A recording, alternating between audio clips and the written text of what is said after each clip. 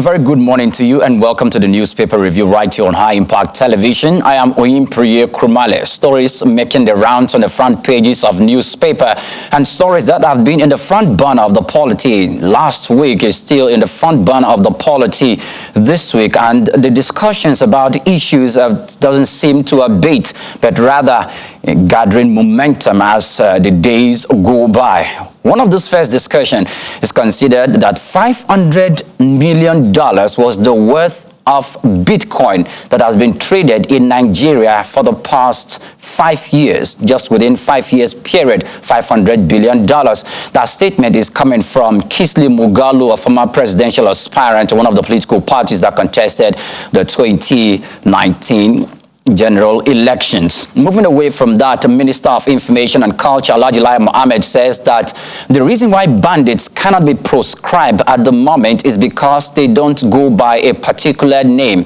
More like that they are a faceless group, unlike some other groups that have been proscribed in the country that have a name attached to it, like the indigenous people of Biafra and some other group, the Sheiks from the northern parts of the country. Moving away from that story, we move forward.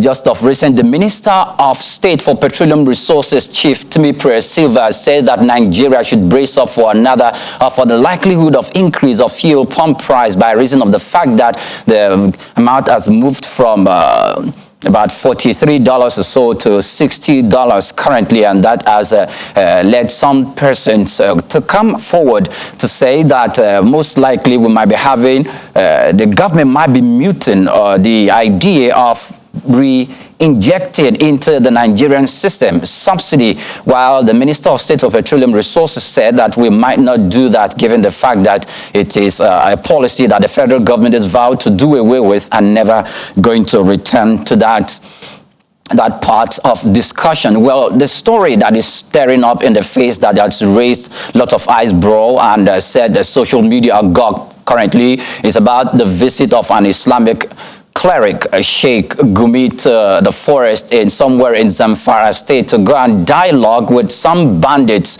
who spans over 150, armed to the teeth and ready to foment trouble. With that, they wanted to live that particular kind of lifestyle and assume a normal lifestyle. But their proposition is that the federal government should extend amnesty to them and inculcate them into the Nigerian military and to be paid salaries.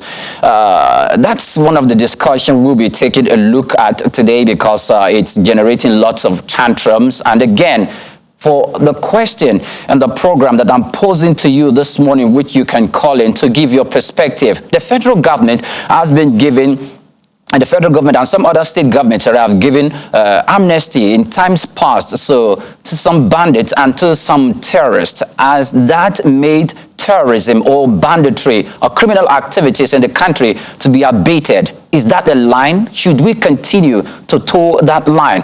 What's your perspective? Sheik Gumi in the northern part of the country in Zamfara went to the forest to interact with some bandits, and their proposal is that they are asking for amnesty from the federal government of Nigeria and to be brought into the Nigerian military and security agencies to be paid salary so that they can live the life of banditry and live a normal life. So the case about banditry and amnesty has been brought to the fore again. What's your take on it?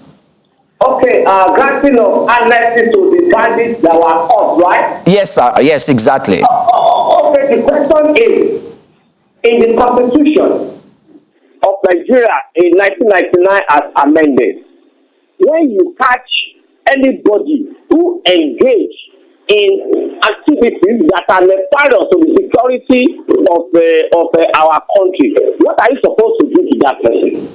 Because these are people that, listen, these are people that have killed innocent Nigerians, these are people that have raped innocent Nigerians, these are people that have collected money that are not supposed to be collected from people, these are people that have disorganized families. And then you say you want to give them amnesty? Amnesty for what? When you give them amnesty, my dear, other people will get involved in it, believing that they will also be given amnesty. They they have to be dealt with according to the rules and regulations articulated by our Constitution that is amended.